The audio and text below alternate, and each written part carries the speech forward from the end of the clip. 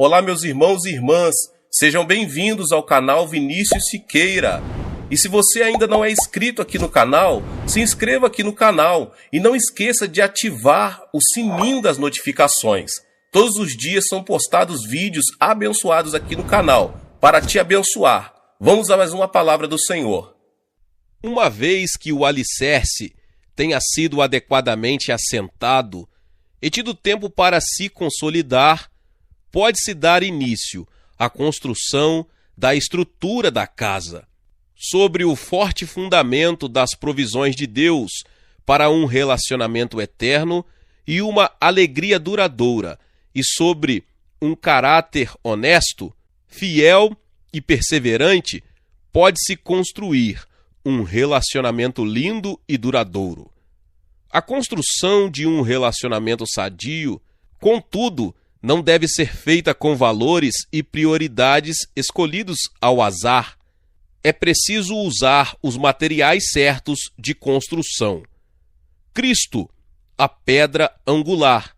Vários anos atrás, quando se construíam as paredes de um edifício, a pedra angular representava o ponto de partida na construção de um edifício grande e importante. O lançamento da pedra angular determinava o ângulo das outras paredes. Se a pedra de esquina tivesse alguma imperfeição, o edifício todo, muitas vezes, era construído erradamente, com fraquezas que diminuíam a sua segurança. Na construção de nossos relacionamentos há uma pedra angular. Para alguns, é a pedra da conveniência social. Nesses relacionamentos, a pessoa é amiga da outra porque parece a coisa certa ou por haver certa quantia de benefício social mútuo. A pedra angular da conveniência social, entretanto, é pequena e fraca. Esse relacionamento jamais poderá desenvolver-se, nem poderá suportar os profundos problemas que a vida muitas vezes traz. Outros relacionamentos têm a pedra angular da necessidade pessoal imediata. Certa pessoa necessita de algo que a outra possui e, com esse princípio por guia, constrói-se um relacionamento. Há inclusive casamentos fundados sobre a pedra angular conjunta da necessidade pessoal imediata. Mas a lascívia jamais pode tomar o lugar do amor. O dinheiro nunca poderá substituir a riqueza da integridade, e a aceitação social jamais é substituto para a honestidade. A pedra angular da necessidade pessoal imediata marca um relacionamento com o fracasso à vista. Há muitos tipos e qualidades de pedras angulares de relacionamentos. Algumas são mais estáveis e mais belas que outras, mas não importa quão nobre uma pedra angular possa parecer, se nasceu apenas do esforço e desejo humanos, não perdurará. Os interessados não se desenvolverão como poderiam ter feito. Há, porém, uma pedra angular perfeita. Esta pedra é sem falhas. A direção que ela proporciona constrói relacionamentos onde há sempre o estímulo para desenvolvimento posterior. Esta pedra angular é eterna. Os relacionamentos construídos com sua direção podem resistir às tempestades do sofrimento, aos dilúvios do medo e aos furacões da desesperança. Esta pedra angular é Jesus Cristo. Cristo viveu uma vida sem pecados. Ele é nosso exemplo perfeito em tudo o que fazemos, especialmente na construção de relacionamentos com os outros. Ao lermos a palavra de Deus, a Bíblia, compreendemos mais completamente os valores, prioridades e princípios que Cristo ensinou e exemplificou. Por meio da oração, o Espírito Santo pode mostrar-nos com maior clareza as direções que nossas vidas e relacionamentos devem tomar. Mediante a comunhão dos crentes, podemos ter vislumbres de Cristo nos outros e compreender mais completamente como Cristo deseja operar por nosso intermédio. Jesus Cristo não deve ser apenas seu Salvador. Jesus Cristo não deve ser apenas seu provedor diário. Jesus Cristo deve também ser Senhor de seus relacionamentos. Cristo, a pedra angular. É preciso também ter compromisso e amor. Durante a Guerra Coreana, uma senhora jovem e grávida fugia para o sul, para a liberdade. Sem amigos, ela enfrentou com bravura a difícil viagem durante o inverno. Aproximando-se o final da jornada, ela de súbito sentiu chegarem as dores de parto. Precisando de ajuda, desejava chegar a uma cidade próxima, onde vivia um casal de missionários norte-americanos. Embora ela se apressasse tanto quanto possível, teve de parar e dar à luz o bebê debaixo de uma pequena ponte. O frio era intenso e depois do nascimento do menino, ela tentou desesperadamente conservar a criança quente. Enrolou seu corpo e roupas em volta da criança, fazendo com que seu calor o conservasse com vida. Cedo na manhã seguinte, o casal de missionários passava de carro pela pequena ponte. A esposa pensou ter ouvido o choro de um bebê. Pararam o carro e o marido desceu para investigar. Encontrou uma mulher nua, morta de frio, agarrada a uma pequena trouxa de roupas. O bebê estava quase morto, em virtude do vento frio de inverno, mas por causa das roupas quentes, ainda respirava.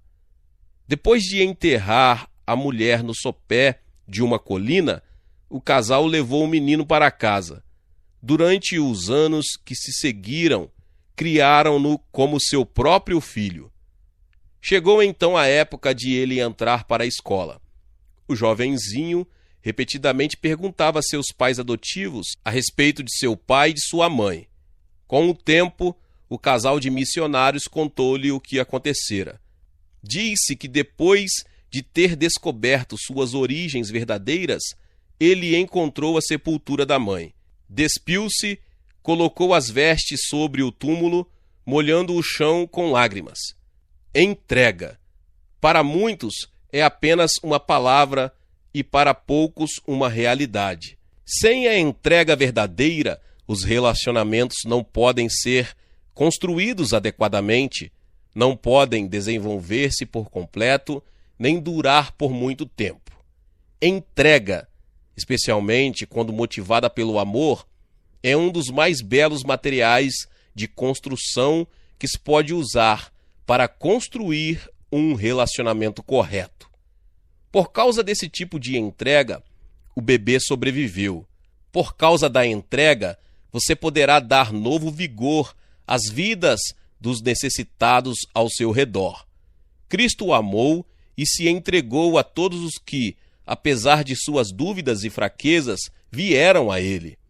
Ele curou os contritos, animou os quebrantados, orientou os famintos, levou à verdade os que se consideravam justos e deu solução aos que indagavam. Aceitou cada pessoa como era e dedicou-se a suprir a necessidade de todas elas. Cristo se entregou por completo a seus discípulos e nos seus relacionamentos comprometeu-se a desenvolver o melhor que cada um deles possuía. Enquanto esteve com eles, deu-lhes a verdade e o poder. Com sua morte, deu a todos nós seu próprio ser. Pedro foi um dos discípulos de Cristo, que foram tocados pelas ricas bênçãos da entrega de seu Senhor.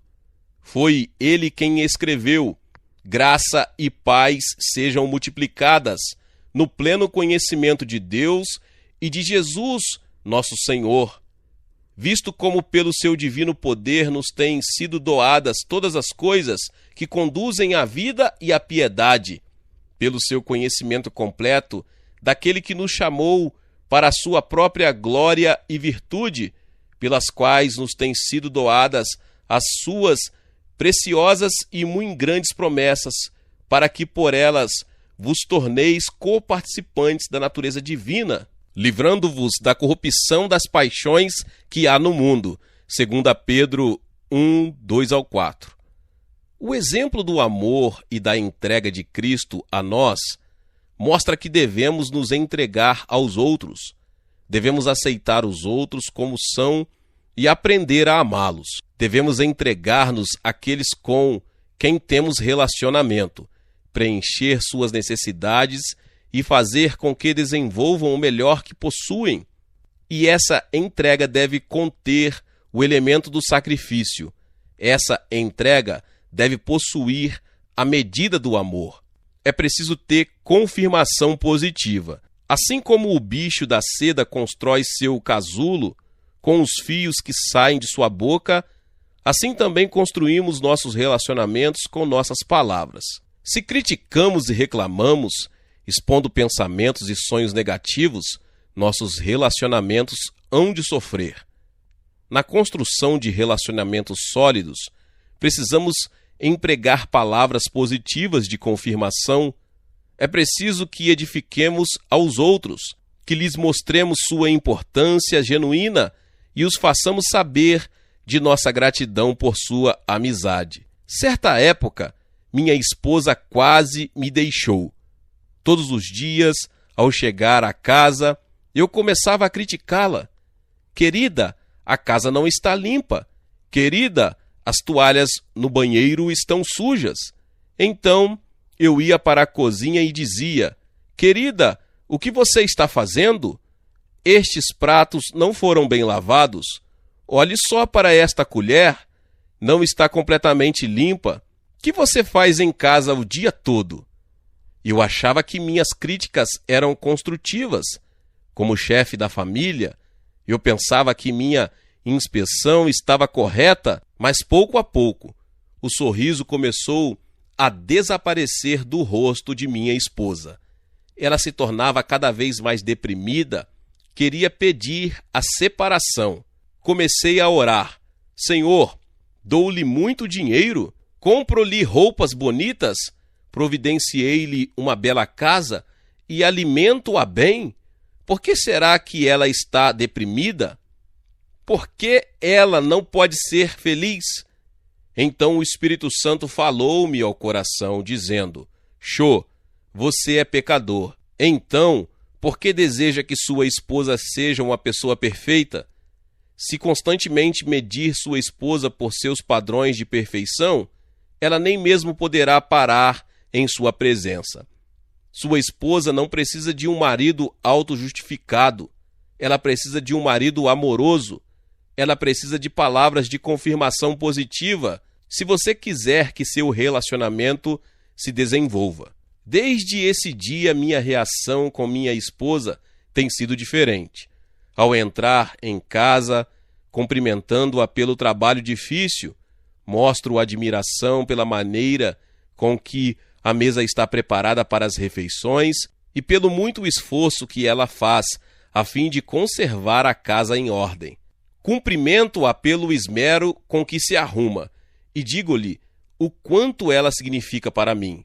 Ela tem reagido às minhas palavras de confirmação positiva.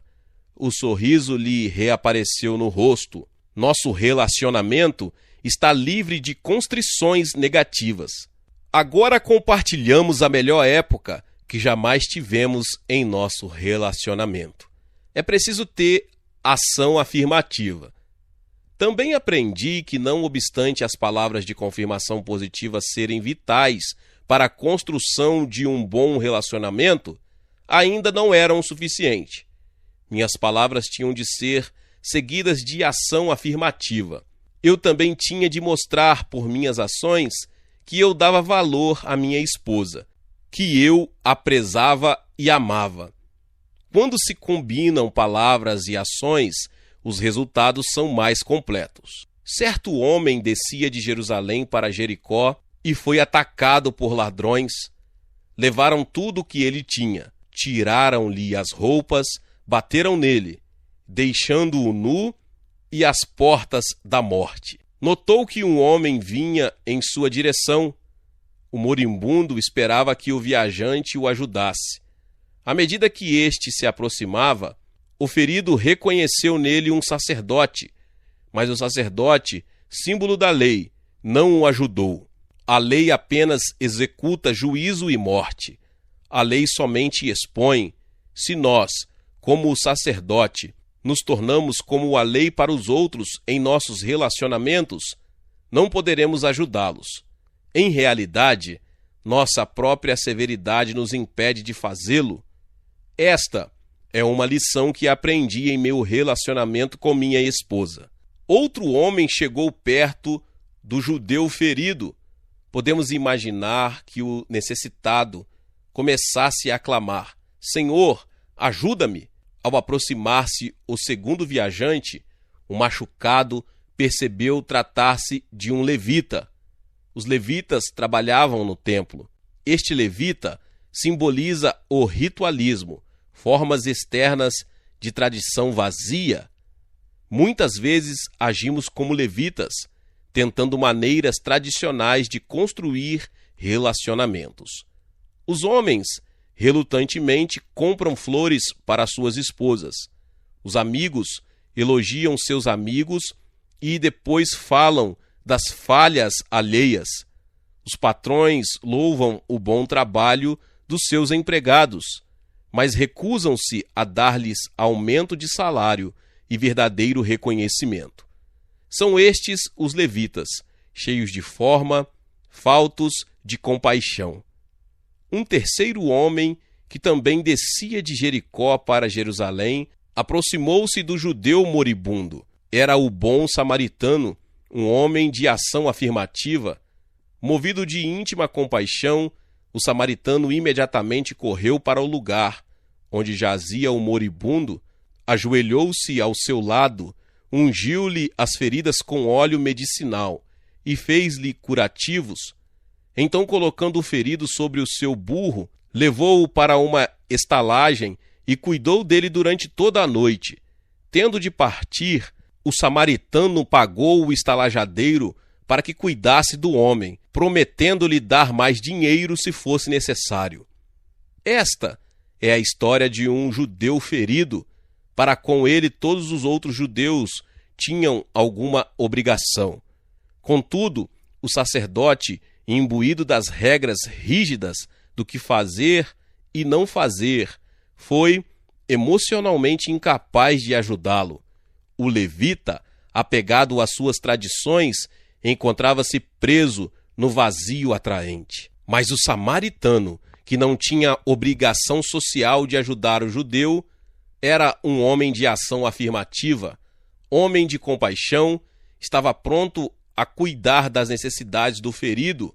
Por causa de seu cuidado, o judeu moribundo sobreviveu.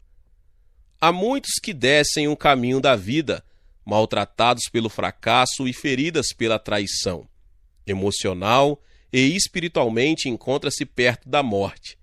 Alguns deles são até mesmo nossos conhecidos e amigos. Não precisam de lei, do faça e não faça.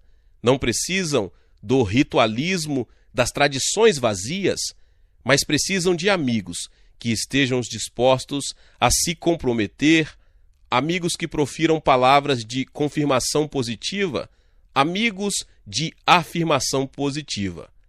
Também é preciso o perdão. Relacionamento algum é completamente suave e sem dificuldades. Além disso, parece que quanto mais íntimo o relacionamento se torna, mais aumentam as mágoas diárias. Mágoas não perdoadas são, provavelmente, a maior fonte de destruição do relacionamento. Se permitirmos que a mágoa se infeccione e ferva, ela se aprofunda, levantando uma barreira entre as pessoas que apenas o perdão pode destruir. Ainda que a pessoa esteja completamente justificada ao sentir a mágoa, apenas o mal pode resultar se essa mágoa permanecer não perdoada. Há na Bíblia a história de um paralítico que, alguns amigos levaram a Cristo para ser curado por ele. Mas Cristo não o curou imediatamente. Em vez disso, ele disse: tem bom ânimo, filho. Estão perdoados os teus pecados. Mateus 9:2. Talvez o estado desse homem tivesse sido causado por sua necessidade de perdão, pois estas palavras foram seguidas pela cura. Esta história serve para lembrar-nos que toda vez que permitimos que a mágoa fique sem perdão, fazemos com que nossos relacionamentos se atrofiem. A história do filho pródigo é uma das parábolas mais espetaculares da Bíblia. As Escrituras pintam a figura de um pai amoroso que tinha 2 filhos. Tudo corria bem até que um dos filhos decidiu que iria viver por sua própria conta. No Oriente, isto é uma desgraça para a família toda. Em vez de esperar a morte do pai, queria sua parte da herança de imediato. Pegou os bens recém-adquiridos e gastou-os livremente em seus próprios prazeres. Com o tempo, acabou-se o dinheiro. Houve fome na terra e ele foi reduzido a cuidar de porcos, a ocupação mais baixa para o judeu. Sem recursos e a ponto de morrer de fome, decidiu voltar para casa. Preparou um discurso pelo qual esperava conseguir o perdão do pai. Sua mente ressoava com as palavras: Pai, pequei contra o céu e diante de ti, já não sou digno de ser chamado teu filho. Trata-me como um dos teus trabalhadores. Lucas 15, 18 e 19. Assim iniciou a jornada de volta ao lar. Vinha ele ainda longe, quando seu pai o avistou. Ora, este pai havia sido profundamente magoado pelas ações do filho. Em certo sentido, o desejo que o filho tinha da herança era um desejo de que o pai morresse. Podemos imaginar que seus vizinhos passaram longas horas discutindo os erros do filho vadio e a grande dor do pai. Seu pai era um homem importante na comunidade. Se tivesse esperado que o filho viesse se arrastando em desespero e deixasse que sua raiva levasse o filho ao arrependimento total, teria sido uma cena bem apropriada. Mas o pai amava profundamente o filho, como o nosso Pai Celestial nos ama, em vez de fazê-lo sofrer as apreensões da caminhada final para o lar. Em vez de se firmar em sua dignidade e orgulho, o pai compadecido dele, correndo, o abraçou e beijou. Lucas 15, 20. O filho tentou apresentar seu discurso, mas não conseguiu terminar. Não havia necessidade. O perdão do pai já fluía livremente. O pai deu ordens para que o filho recebesse o melhor vestido, um anel e sapatos. Comamos e regozijemo-nos, disse o pai, porque este meu filho estava morto e reviveu, estava perdido e foi achado.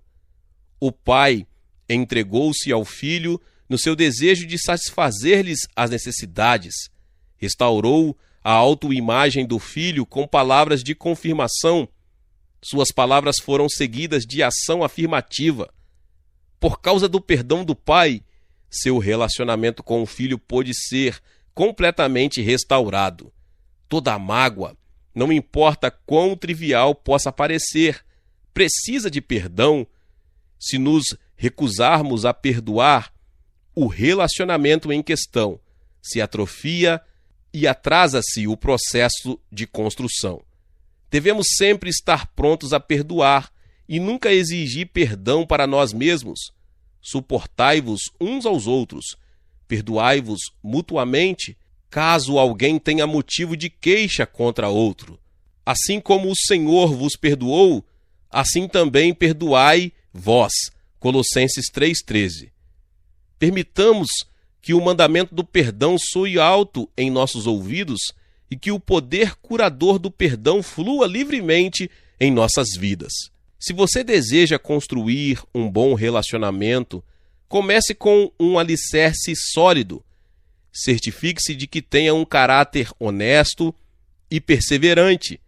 Tenha certeza de incluir as provisões de Deus de um relacionamento eterno e de uma esperança duradoura. Tenha cuidado em usar os materiais de construções adequados. Construa com o compromisso de satisfazer as necessidades dos outros e ajudá-los a desenvolver o que tem de melhor. Construa com palavras de confirmação positiva. Construa com compaixão em ação afirmativa. Construa em uma atitude contínua de perdão. E, acima de tudo, deixe que Jesus seja a pedra angular. Lembre-se, Deus deseja que você tenha relacionamentos plenos e cheios de prazer. Os recursos dele estão ao seu dispor.